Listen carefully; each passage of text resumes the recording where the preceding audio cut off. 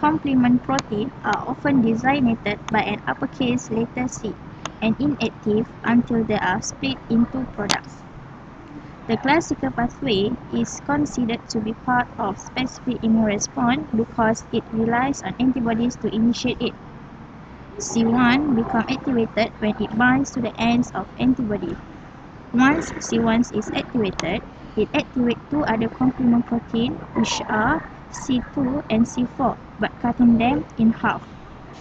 C2 is cleaved into C2A and C2B. C4 is cleaved into C4A and C4B. Both C2B and C4B bind together on the surface of the bacteria. C2A and C4A diffuse away. Next, alternative pathway is a non-specific immune system. C2B and C4B bind together on the surface to form a C3 activation complex. Activation C3 complex then activates C3 protein by cleaving C3 into C3A and C3B.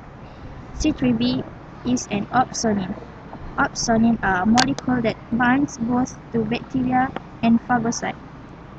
C3A increase the inflammatory response by binding to mast cells and causing them to release histamine. To form C5 activation complex, C2B and C4B, which make up C3 activation complex, has slight affinity for C3B and binds to them.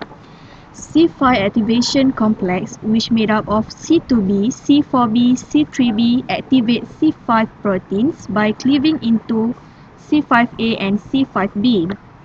There are many C5B protein and it begins to coat the surface of the bacteria. C5A disperses away from the bacteria.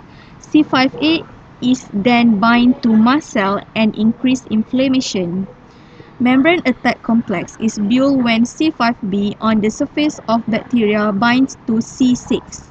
The binding activates C6 protein, then it binds to C7. C7 binds to C8, which then C8 binds to many C9.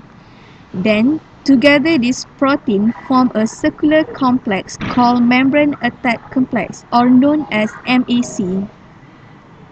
Membrane attack complex cause cytolysis. Cytolysis loss of cellular content through transmembrane channel formed by membrane attack.